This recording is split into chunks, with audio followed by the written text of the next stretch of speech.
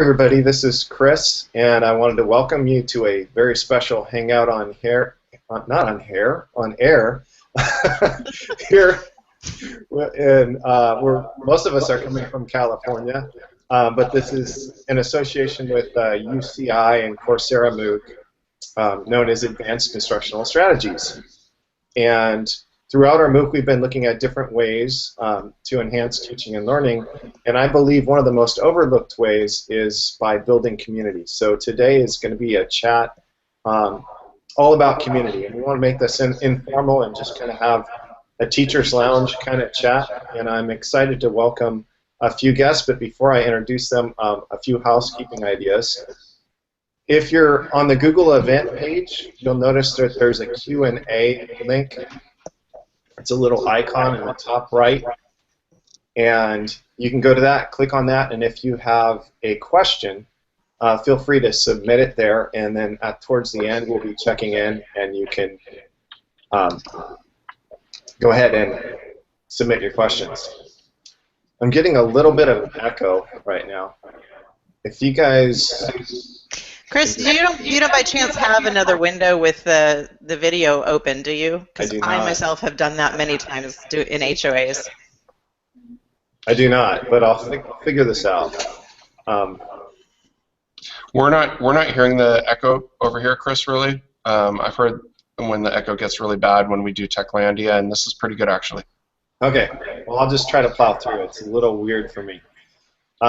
Anyway, so feel free to use the Q&A app, and then also feel free to use hashtag AISMOOC to ask us any questions or to back channel and tweet about things during the hangout here. So without further ado, I'm just going to introduce you guys really quickly and then ask you guys to tell us a little bit more about yourself and what you do. Going in order that I see them, David Theriault, who works at Fountain Valley High School. He's in the same district that I work in Huntington Beach Union High School District. And then we have Matthew Payne, who is a former student of our next guest, Michelle Pacansky-Brock, and she works at Cal State Channel Islands and a junior college, which I'm going to say the name wrong, so I'll let Michelle start and tell us a little bit more about herself. So you want me to get started? Yeah, go ahead. Okay, great. So I'm Michelle Pacansky-Brock. Thanks for having me here. And I have a background teaching in the community college system in California. I've been teaching in CCCs, which is what we refer to them as in California, since 2002, and started teaching online around 2004. And right now, I used to teach full-time. Now I teach one class a semester for Mount San Jacinto College, which is the class that Matthew took with me last year, and that's a history of still photography class. I teach that class in Blackboard, and I try really hard to build a strong sense of community. It's something I feel very passionate about. I'm also a teaching and learning innovation specialist at Cal State University Channel Islands, where I support their online faculty in their quest to teach effectively online with a humanized approach, is the way we are framing things at CI. So I'll leave it at that, and I'm really happy to be here and be part of the conversation. Okay, Matthew, why don't you go next? Yeah, so as Michelle said, I am a former student of hers. I am actually still a student taking online classes at Mount San Jacinto, I still don't have it right, College in Southern California. I have since moved to Washington, D.C., and I'm currently working, but I have found that I'm able to manage my studies online while also getting professional experience. Yeah, I did a year at a private college my freshman year, and so I have a few different sort of pools of experience to pull from of what it's like at a private college, what it's like in person at a community college, and then what it's like online. So I'm excited to share some of my experiences with you guys.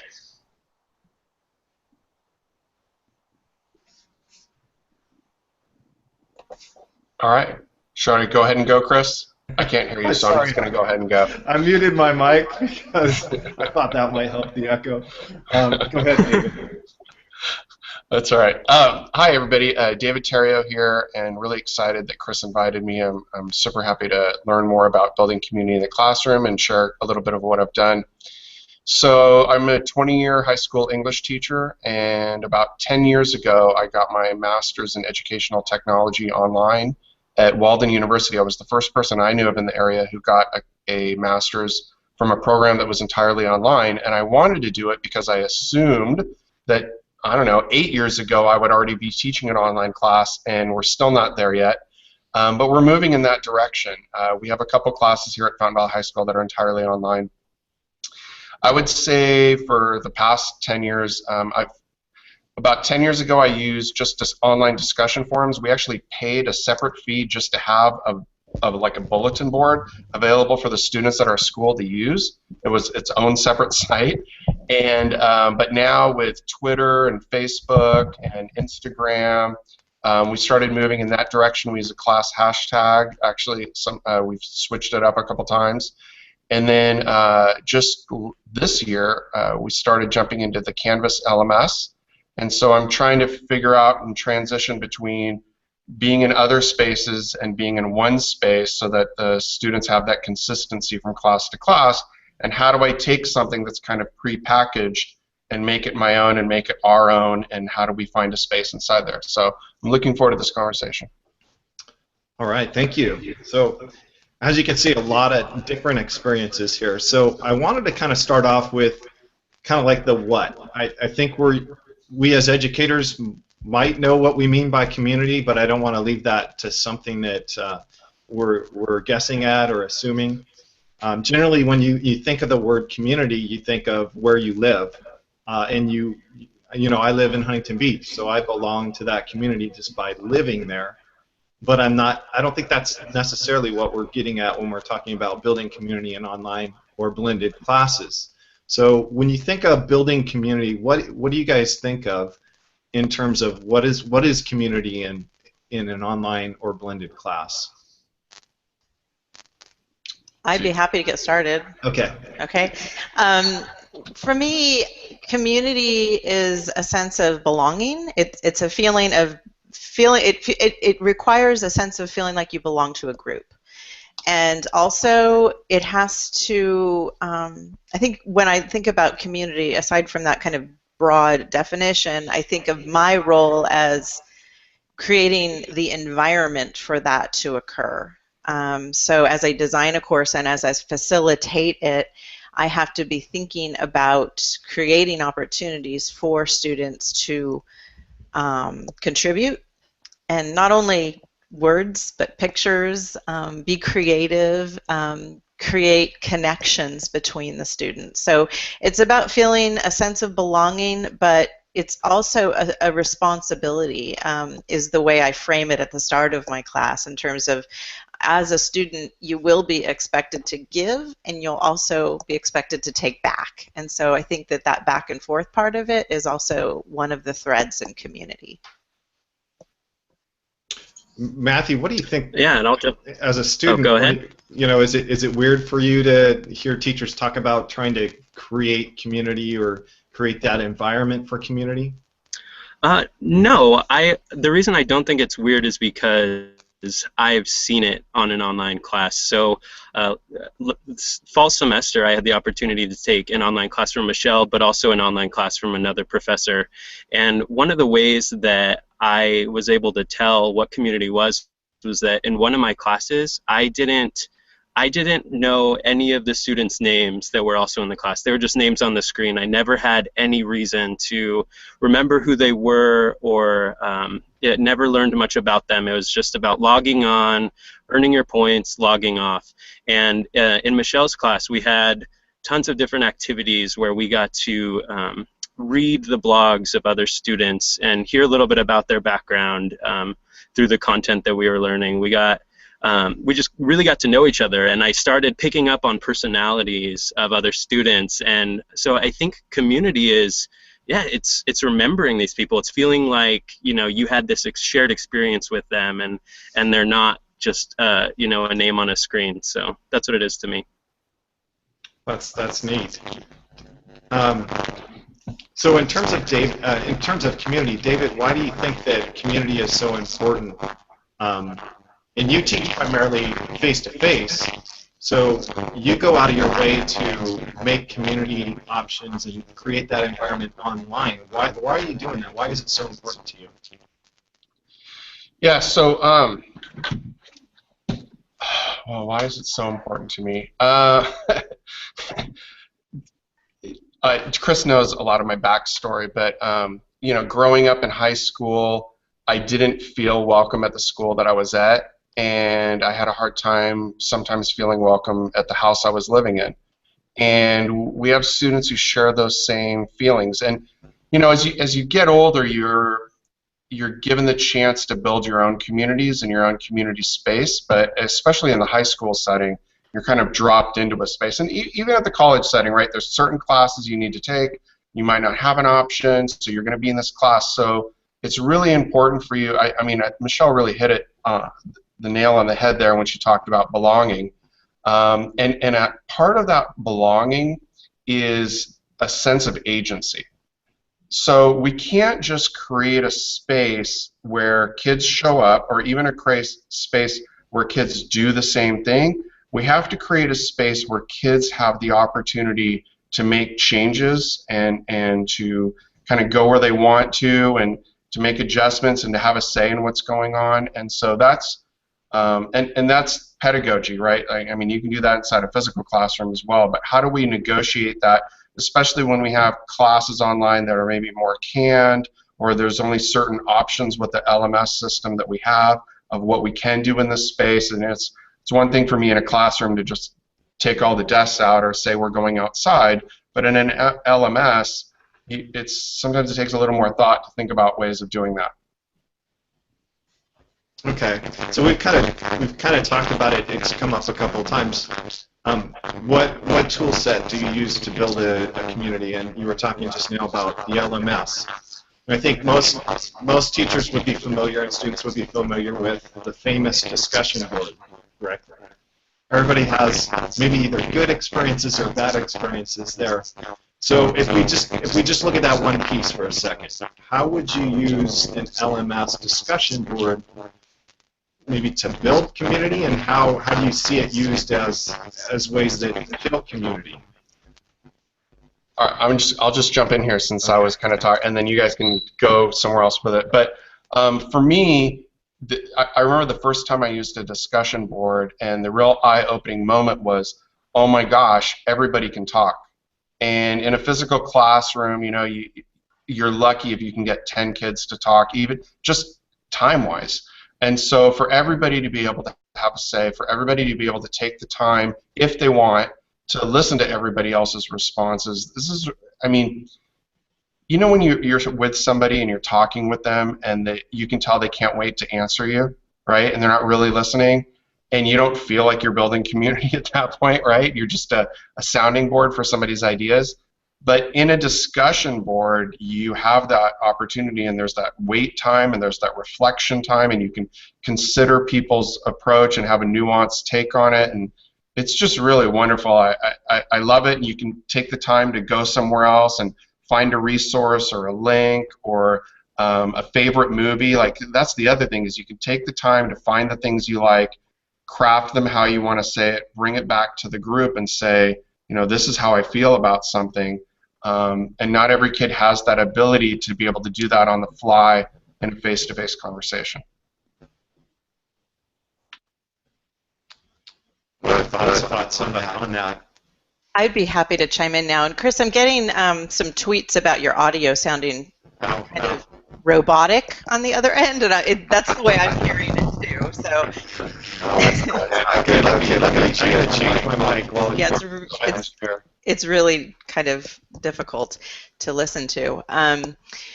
So with that said, discussion boards. You know, I started teaching online, and the first class I taught online was art appreciation in Blackboard with a discussion forum, and that was it. And it was excruciating for me. Now, things have changed a lot since then, but it was excruciating for me because, you know, when you're teaching when you're teaching a visual course, you need visual content. And so that was always a real challenge for me. Even nowadays, I can embed images and so forth inside of an LMS, but it's not intuitive. And when I want my students to do that, that's not intuitive either.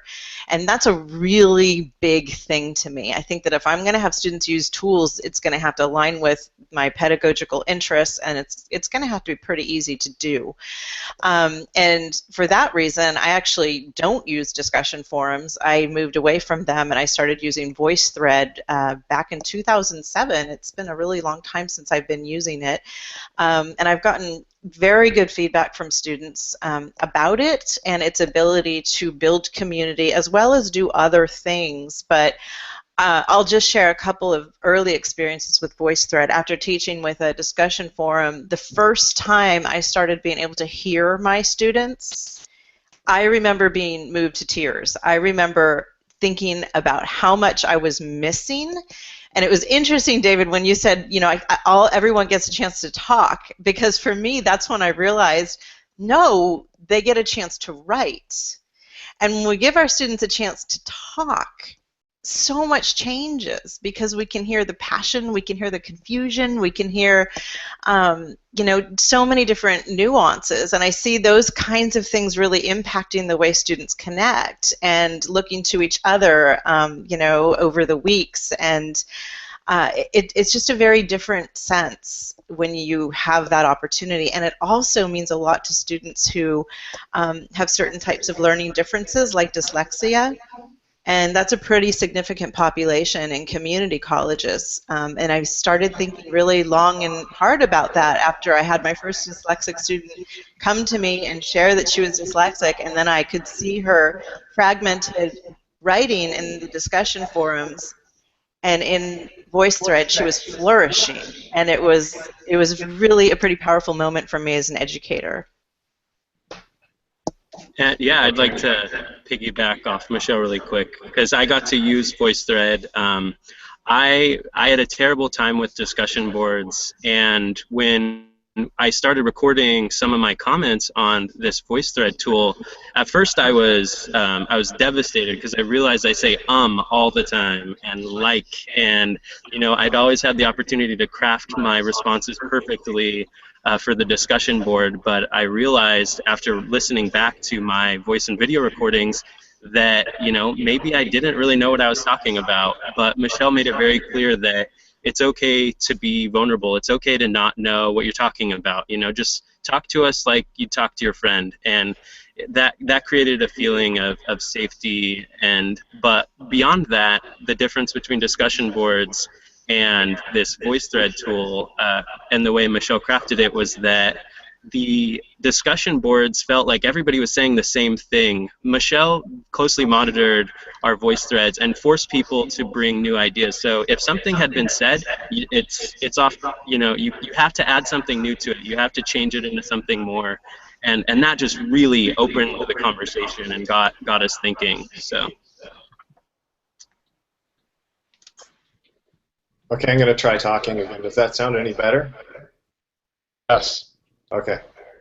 It sounds better. It's still echoey, but it's not as robotic. Yep.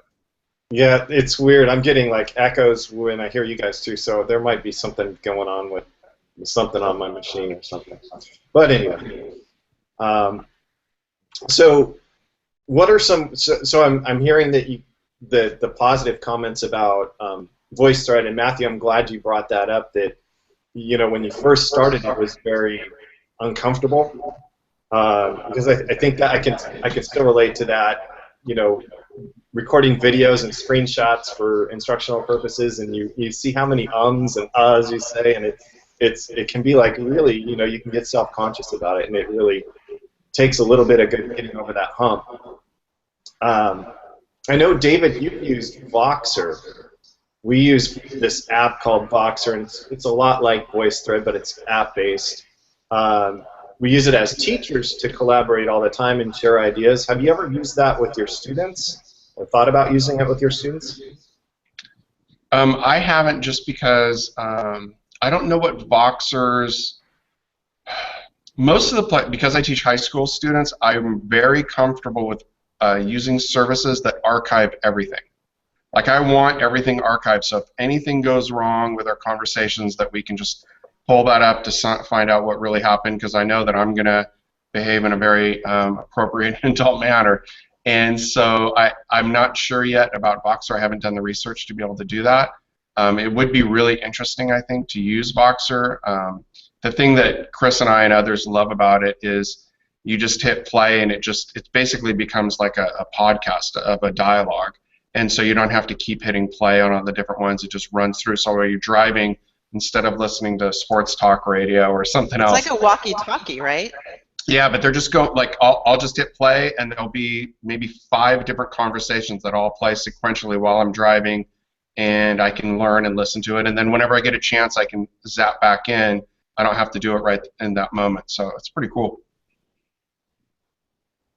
So have you ever tried to, as you're using Voicethread, is this something that's like totally external to your LMS? Have you ever tried to bring it inside the LMS with like an integration or? Yeah, I can speak to that. When I started using Voicethread, I had my own account that I just had. It was my own personal account, and I had my students create their own free accounts, and I did that for years. And a couple of years ago, Mount San Jacinto College, where the class that Matthew took from me, adopted Voicethread site-wide, and so we had the LTI integration into Blackboard. And that's really fabulous because it doesn't require students to create their own accounts anymore. They're automatically generated, and they click on a link inside of the course, and the Voicethread opens. And the same is true at Cal State University Channel Islands, where I teach. We have a site license there too, and we use the LTI integration. So I've done it both ways. It does save time, and I think it lowers the barrier for adoption when the LTI integration is there, because faculty can be more reluctant about using a tool if it requires them to do this kind of setup and have the students create accounts and all that sort of thing. Okay, that's great, because the more things you try to use, it's like that. There's all these different logins you have, and if you could just create the accounts automatically from your LMS, I think that's a great way to get it to be used more. So I wanted to kind of, what other ways can we, as we're kind of thinking about our LMS, what other ways can we use tools inside our LMS, maybe a little bit unconventional ways that might be good for building community? So I have an activity, and Matt, I don't know if you remember it, but it's the first week of the class before they even go to Voicethread. I have my students add a slide and an editable Google presentation, and the presentation is titled something like "Your Favorite Photograph." And it's a history of still photography class, so I want them to start thinking about photography as this thing that is inherent to all of our lives, and just pick a photograph that they think is their favorite. It could be absolutely anything, something they took, something they saw years ago, something that just comes to mind, whatever, and then explain why. And so the students just click on a link in the LMS, and a new window will open with the editable Google presentation. Did I say doc? I meant presentation. They upload their image and then add the text box in the same slide. And I put their names on each slide at the start. And so I love doing that, because I hear some faculty say, well, how long does that take you? And it takes me like 10 minutes. But I equated it one time to like setting the table before a dinner party, and that's exactly how I feel, because it's like I'm getting things ready to welcome my students in, and here are their slides. And so that's one thing I do. And again, it's something that works really well. It's easy to use. The only hiccups I have with that is when I have someone on an iPad and they can't edit it. So we just, I just have them do it on a computer, and it seems to be just fine. But I don't know, maybe Matt has some other things that I've done that he'd want to think about, or even comment on that activity. Yeah, so I definitely love the introduction. I think that sort of, it almost commits you a little bit. Here I put myself out here, so I'm kind of in it for the long haul. But I definitely, I think that in terms of all the different tools that you brought in, because Michelle used we had a Ning blog studio, so we all created and managed our own blogs. There was a class website that was outside of the LMS, but in any case, whatever we did that took us outside of the Blackboard software, Michelle was meticulous in step-by-step instructions, and I think that was just really key. There was never any confusion. As a student, I do get nervous that I have to go to all these different places and create all these different things. I had to create a presentation in, Google presentation in Voicethread, but with the careful instructions, yeah, there's just nobody gets lost in the shuffle because it's explained very, very well. Two things I want to add in here, and kind of jumping on to what Matthew said about jumping kind of out of the LMS, but then I'll jump back into it and talk a little bit more about that, is I highly recommend coming up with a class hashtag. I can see the benefit of a school hashtag as well, but just that class hashtag to build that kind of micro community with your class. So my class, currently right now we use Idea FM, like FM radio. And we use that as our class hashtag. I've used Apple Tree before, so AP English Language Tree. We've also used Arete now. My coworker uses Zap FV because he's Zbarth AP FV. And what's really nice about the hashtag is that it works with Instagram, Twitter, Facebook, Google+, like wherever the kids are posting, you can go out and find where that community is. And because there is definitely a different feel to an Instagram share than a Twitter share, than a Google+ share, than a Facebook share. And so, and your kids also have these places of comfort on their social media sites. And so for them to be able to post where they feel comfortable and where they feel valued, and then be able to share out from there, and maybe even they have access to their pictures there or their resources or whatever. So a class hashtag, I think, it's just vital, and it teaches. We do an activity right at the beginning of the year where I literally have the kids make hashtags that say "This is me" or "I like this," and we put them around the room with colored Post-its, so you can see where kids they kind of all gravitate towards, and then we have discussions of, all right, all of you who picked this, why and what's going on here, and we just to show how a hashtag can physically bring people together, spiritually bring people together. And then going back to the LMS, if your LMS has pages and those pages are open to HTML, then all of a sudden anything that you can embed in there, you can do some really interesting things with community. So you can have a thing link on a page, and now all of a sudden the kids can touch that thing link. They can add to the thing link. If you have a Padlet, you can put a Padlet in a page, and it's in the LMS, right? It's not on Padlet or it's not on ThingLink. It's inside of your LMS. And you can even have groups, like each group has their own page, and they pick something. You can do Linowit, which is like kind of a virtual Post-its, and you can do brainstorming with that, and that's happening right inside the LMS. So as long as your LMS has some kind of a page where you can put something in there, or the students can put something in there. And you can also, I know in Canvas, you can make a page editable by students. So students can have that agency where they can, do what they want to with the page. Yeah, definitely. We can even throw in a Google Doc and embed it in a lot of different learning management systems. So I like those different ways that you can, embedding definitely can bring in all sorts of different flavors. I noticed like both of you, were stressing kind of like the importance of to start building community right away. And I really believe that first 5 days of instruction, whether it's face-to-face or online, is really critical for setting the stage, and probably the most critical for that building of community. Are there a few just like go-to things that you guys do that you found to be successful activities for doing that in the first few days of school? I have one strategy that I think it's effective, because I do get good feedback on it. As Matt mentioned, and as I discussed, my students do speak in the voice threads, and they are very anxious about that, and I'm fully aware of that. In fact, I survey them. at week 4, and I say, how nervous were you before you participated, and how nervous are you now? And it's that first participation that there's so much anxiety around it. And I went for years just having students, oh, comment however you want. You can use text, or you can use voice, or you can use video. And I did that for years with Voicethread, because you have that option with Voicethread. But I had so very few students who would speak, and I really wanted them to do that, because I was also seeing this growth in community when we could actually hear each other.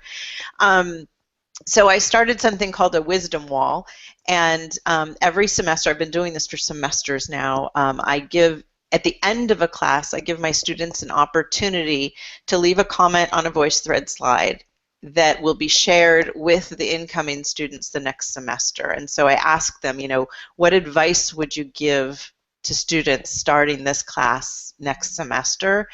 And that has been really exciting, because students talk about how nervous they were and maybe how skeptical they were at the beginning, and then they talk about, it's actually pretty cool, once you get over it, and no one's going to judge you, and it's okay, and it's, you have more opportunities in this class to engage than you might in some others. And so I think having the students share that to the students means a lot more. It's more relevant than having me tell them that. So that's one tip that's fun. David? Yeah, great tip. Yeah, that's good. I'll let Matt jump in here. Okay. Matt? Yeah, I mean, like Michelle said, there's definitely, she definitely focused on creating a community right at the beginning. I can't think, I mean, going back to a little bit earlier when you talked about going outwards and using hashtags to sort of capture that community on other social media sites, I had a different experience in Michelle's class. It felt very distinctly this sacred space that everything was just within this class. We weren't out posting on Twitter or Instagram or Facebook and hashtagging things for the world to see. This was a community that at the very beginning there was some ground rules laid that said, I want you to know that nothing you say here leaves this class, that you're welcome to speak your mind, and you have to be respectful to other people's opinions. And I don't know if that's just my preference, but I'll say that I think it's just really important in that first week to lay ground rules and let people know that this is a place you come to and it's completely safe, and you can sort of leave it there. It's not for the whole world to see. I would definitely have some students who would agree with you, Matthew. And that's definitely important.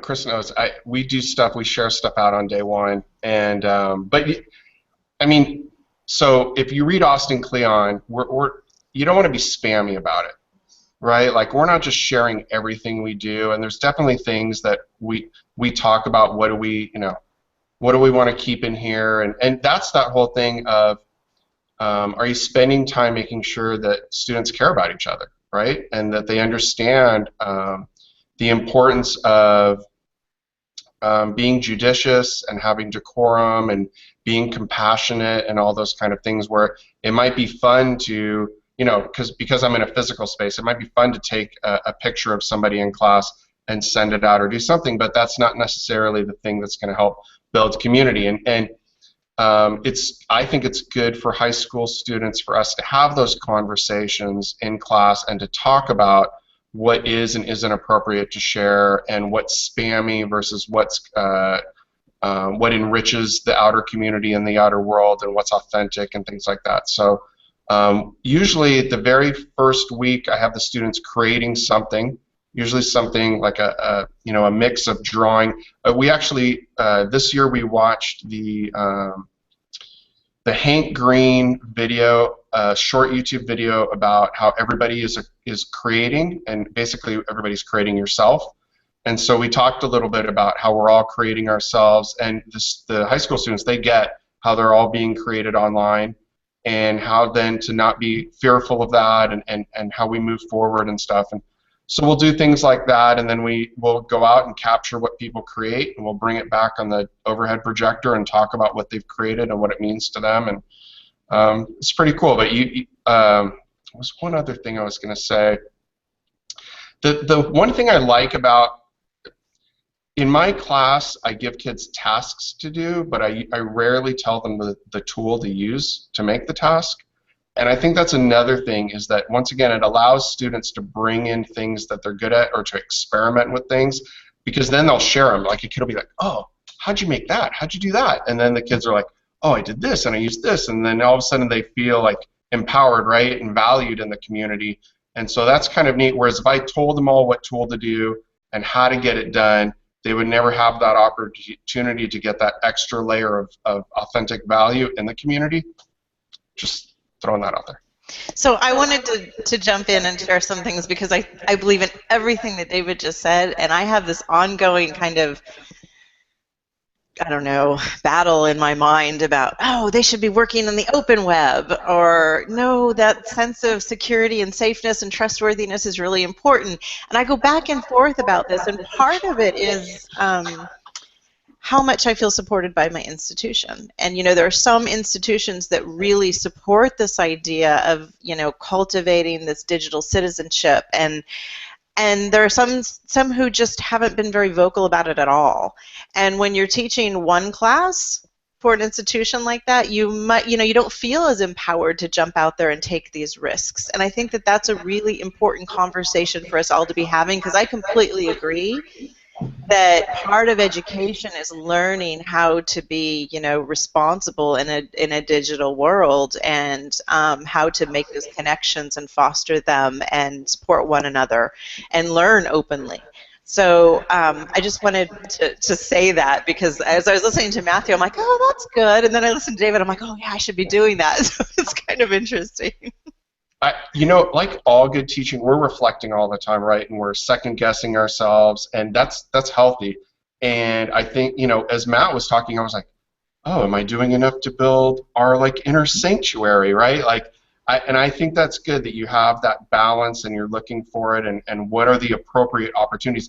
And that's good for students to know, is what are the appropriate opportunities to build in and to huddle in together, and when to share out. And a little of both is a good thing. So one thing that I do challenge all my students to go out and locate one photographer anywhere in the world whose work they admire, and interview that photographer, and they create a Voicethread project about that photographer. And then that Voicethread can actually be exported and taken with them at the end of the class. And I got to tell you that just doing that, I have so many students that are so anxious about that, and concerned and panicked, and it's a whole semester process. But I feel really strongly that, you know, like David, I think as you were alluding to earlier, that, you know, we have to have these very open-ended challenges, right, and give them kind of some criteria to meet, but you need to figure out how to get it done, right? And that's so that's something that I do try to incorporate, even though our environment itself is not open. Great. Wow. So as I think a great question that just came up in the Q&A. So, and we're having this conversation about the inner community and the outer community for sharing, and letting others join and see what you're doing in your community. And we talked about how this opens up the vulnerability. Like if somebody shares something on a Voicethread or something, and they're being vulnerable and they're being honest.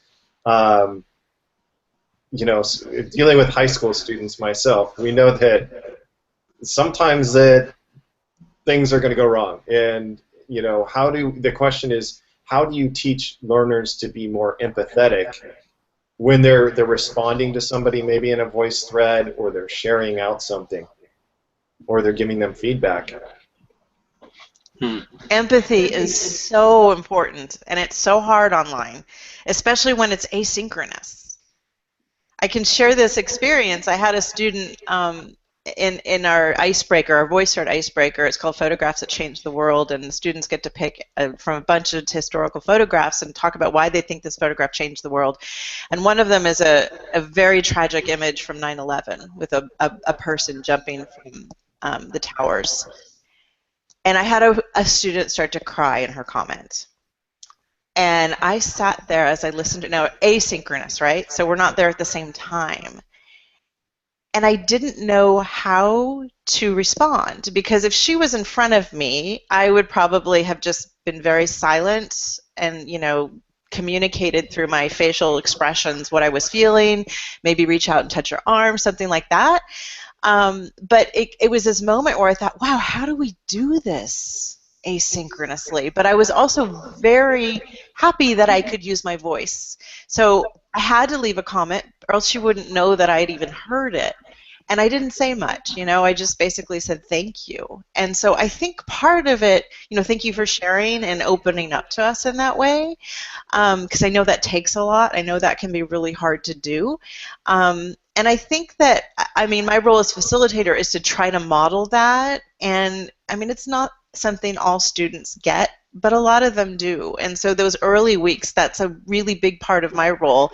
I do start to push back as the semester goes on, because when the community starts to build, I don't need to be there participating as much as I do in those early weeks for those reasons. Matt, sorry, Chris, I'm just going to ask Matt a question. Matt, when you see somebody else in your class say something that you think maybe is not as empathetic, or that's not how I would respond, or oh my gosh, I can't believe they said that, how do you deal with that as a student, and what do you wish was kind of being done or whatever to help that? Yeah, so I definitely have an experience that comes to mind where there was a student that just said something kind of that felt really off to me, insensitive, just brutal, and I definitely think that I don't know. I guess I was kind of blown back at first, but I appreciated that. I don't know, something about people's voices. You can really gauge their empathy, and I never felt a need to say, wow, you're a real jerk. But at the same time, I didn't feel afraid to say, wow, I totally disagree with you. And there's a lot, again, in the voice that just really captures that. And we also have the opportunity to leave video comments, so facial expressions. Almost all of Michelle's announcements are a video comment, and so she really sets the tone for communicating your emotions through your facial expressions, through your voice. And yeah, it just, that never felt like a problem, that people weren't being empathetic. It felt like of a much higher caliber than the rest of the internet, and that's why I say it felt like a sanctuary, is because all these jerk comments on all these websites and people saying things that they could never say to someone's face just didn't happen in our class. Yeah, and there's an important lesson for all teachers. You can't control everything, and you don't need to provide the answer for everything. As Michelle talked about how she started pulling back, Matt's opportunity to maybe respond to the person, right, and say, well, actually, I thought this, or I might want to think about that, and what a neat opportunity to be able to do that, to allow students to develop the agency of their own community. It's great.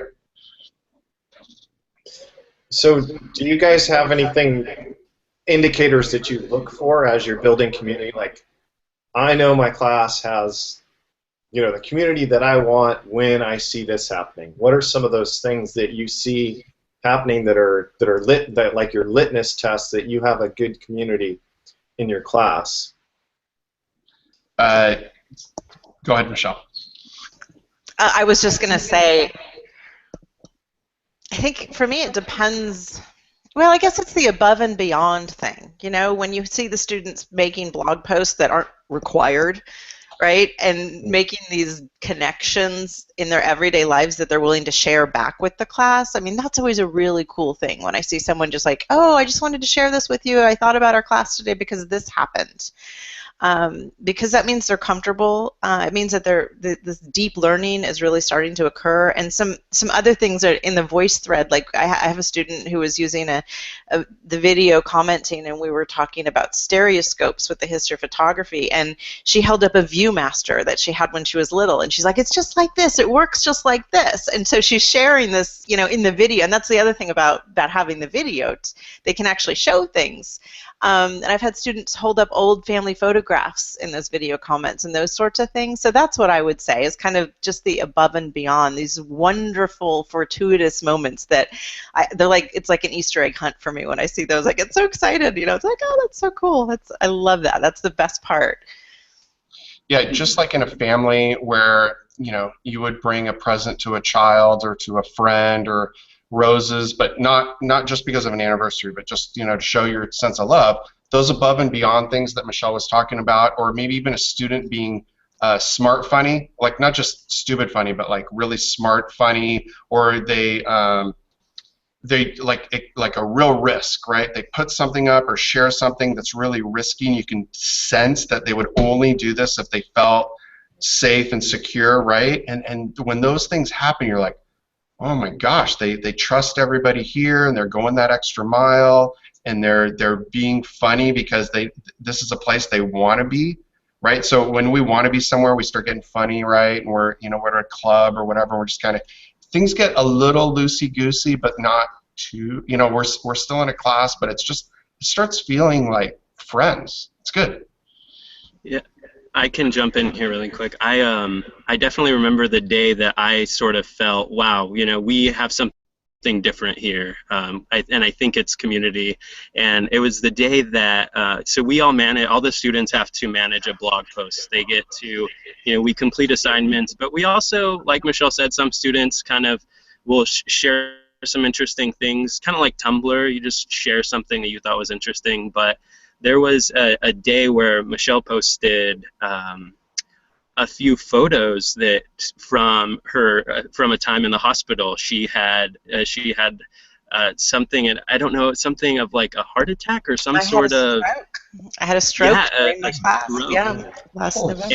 And Michelle shared a few of the photographs from the hospital, and you know, with the wires, and she just talked about how, you know, life is vulnerable, and it just so, I don't know, just intensely personal. But you know, and seeing all the students go on there, you know, and just share, you know, words of encouragement, and I don't know, it felt, yeah, like we were a family. Like we would be worried if something bad happened. You're gonna make me cry. but seriously, it was, and it's interesting that you say that, because if I can just give a little more context, I mean, I actually came out of it fine, as you can see, I'm okay, but I had this really interesting experience in the hospital because I was actually alone for the whole day because my family was just kind of not, my husband wasn't, I don't want to get into all of it, but anyway, and I was using my phone, you know, to connect with my family and let them know what was going on, and I started taking these pictures just of my surroundings as I moved in from one test to the other test, and I started thinking about all that, and I really didn't have any intention to tell my students what happened, but then I started thinking about the photographs, and, you know, I'm teaching the history of photography, and how this, you know, these devices now these are our cameras, and how those photographs were kind of my documentation of my experience. And so it just kind of felt like I made a connection to the class, and I just, you know, again, it was one of those moments where I was being very, very vulnerable, and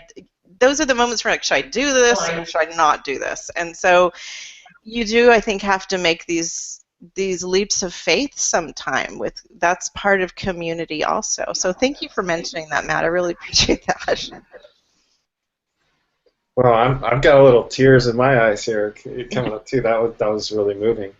It kind of reminded me of a similar story that happened in my class. We lost our firstborn, and, you know, I was upfront about it with my class and everything. And if you know, can do that as a teacher, it's very uncomfortable.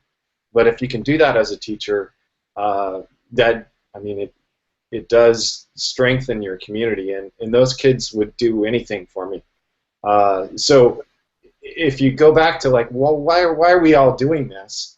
Well, we talked about belonging. Do you guys see, as good communities build in your class, do you see that paying dividends in terms of academics and learning that you see? In terms of the students, you know, being willing to study harder, to engage more. I think so, but I think part of this is that it's not every student and it's not the same every class. I mean, just like a face-to-face class, right? Every class is different, and there are some classes that community really blossoms in.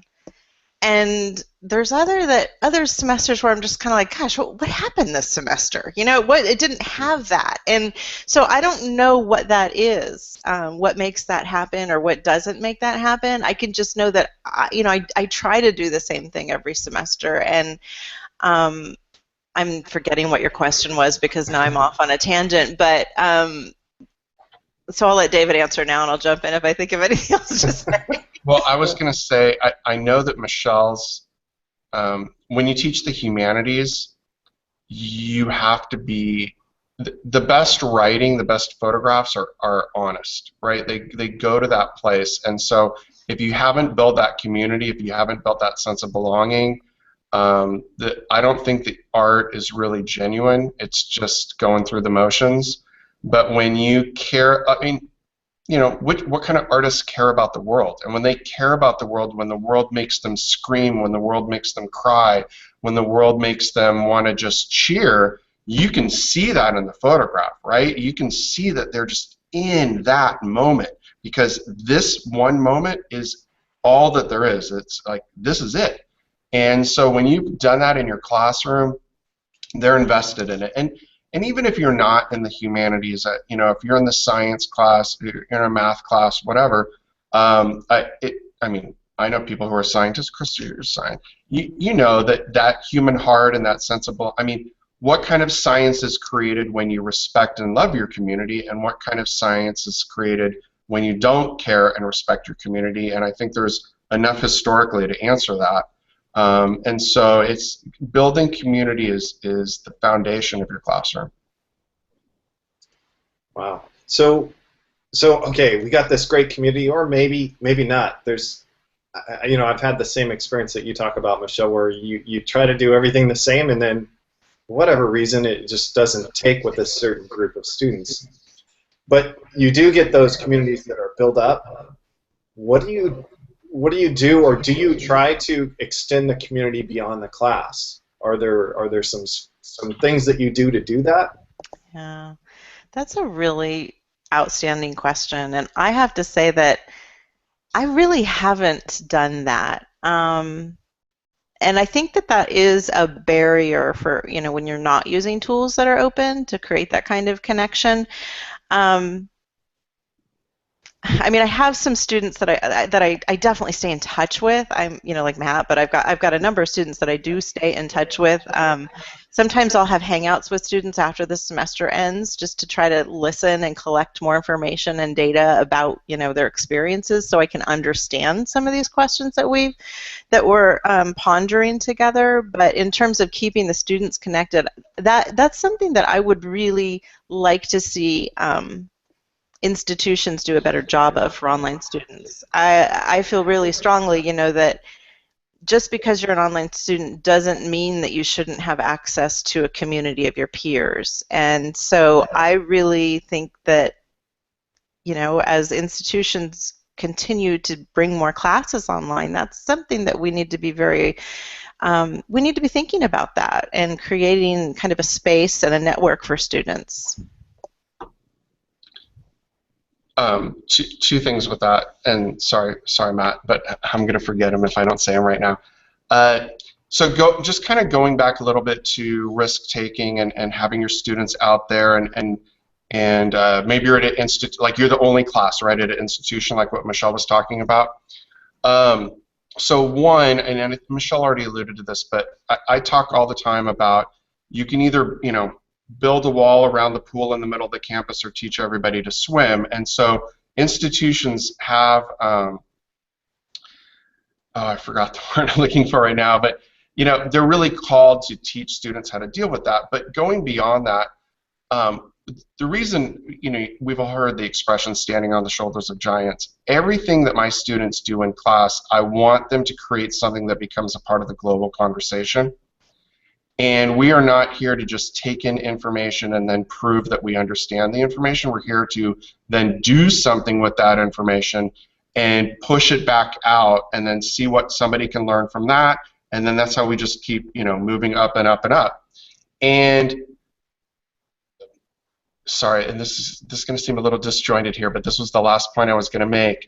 One of the strategies I think that people need to do as they're moving their students online is, how can we reward the school for that risk-taking?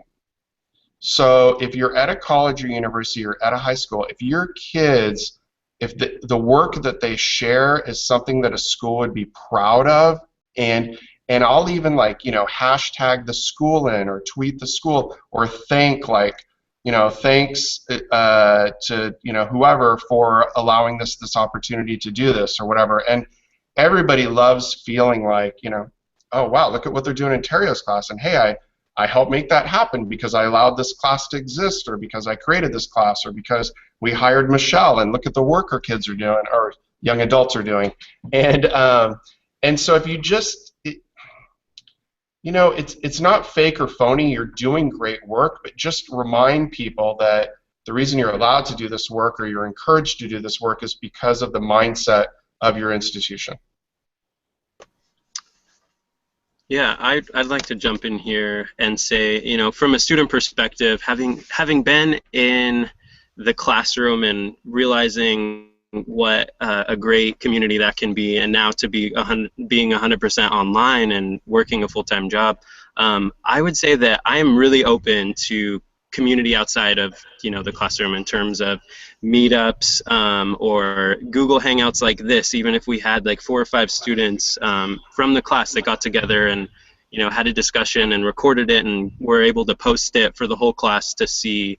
But yeah, I just, you know, I moved to Washington, D.C., and one of the things you learn about, you know, just growing up in city life is that everybody's in their own little clique. You know, you hang out with the people that you went to school with, or the people you work with, or, you know, you play tennis with, and the online classroom has so much potential to develop into something that can be where you can have people from all over getting together from all different backgrounds. And that's what I felt like at community college, was that you had the single mom taking night classes, you had the, you know, high achieving junior in high school that's, you know, tested out of school, you have just people from all different walks of life and all different adversities in one space. So that's the potential of online, and I'd love to see it become more humanized, and potentially even become, at least in an augmented way, in a physical space. You know, with Coursera, I know that you'd mentioned maybe 4,500 participants in this course worldwide. I'd imagine maybe 3 or 4 of them are from this area or from big cities. Why not get those people together and engage them? So. Great points. I think that what you just said was wonderful, Matt. And I want to take one stab at something. I'm looking at the Q&A, which I didn't do a very good job of looking at, just because I'm really bad at multitasking. But Kisa Johnson, hi Kisa, was asking about, you know, I think we touched upon this in a lot of ways, but why we have to build community. And like Matt has said, you know, sharing these kind of diverse perspectives is part of education. But beyond that, emotions are part of learning. And I think in higher education particularly, that gets ignored sometimes. We focus so much on cognition, the cognitive domain, and we don't think about the affective domain. And that's a huge part of learning. You know, those are the things that stick with us. If we can feel something, we're going to remember it, and we're going to understand it and think about it in different ways and apply it to our lives. And so I think that that is part of it too. It's not just this kind of fuzzy thing that we want to do, build community. It really is fundamental to improving learning. That's what I think. And research does show that increase in social presence in online classes is connected with stronger student satisfaction and a perception of deeper learning by the students. So just got to add that. Thank you for catching that. I was looking at that, and I wanted to go back to that. We do have a resource document that I linked to in the Google event page. So I know, David, you might have some blog posts, Michelle as well. Matthew, I'm not sure if you have anything, but if you guys feel like there's some resources that you'd be willing to share there, like you mentioned the research study, if you could, it'd be great if you could just put a couple links in there so that people can go back and look at that. And like I said, we'll have a lot of viewers after the fact. So. Chris, also, can we make sure to take all of the questions from the Q&A, dump them in the doc? Oh, yeah. And I'll jump in and answer any ones that I can. I want to make sure to value all the questions that were asked. Yeah, good point. I'll do that. Okay, cool. All right, so we are just about out of time, and I didn't want to go over an hour because I know we all have other things going. But I just enjoyed talking to you guys and hearing the different perspectives and just the commonalities here. And I thank you so much for taking the time to make yourselves available and joining in.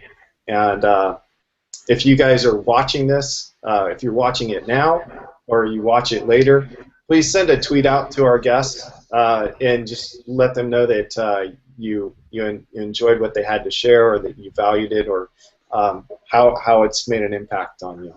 I know that when that happens for me, it's like you might be having a bad day, and then 5 days from now, Michelle gets a tweet or something like that. Somebody watched this, and it's somebody from Brazil saying that, hey, she just tried what Michelle suggested, and it went really well, or not. And so that's always fun to do stuff like that. So again, thank you for joining us, and check the Google Doc. We'll be updating it, and I think that's about it. We'll see the rest of the AIS MOOCers in our last week of MOOC on building community. Thanks for having me. Thanks for having us. Thanks, Chris. Thanks. Bye, Matt. Bye, David. Bye, Chris. Bye, everybody. Bye.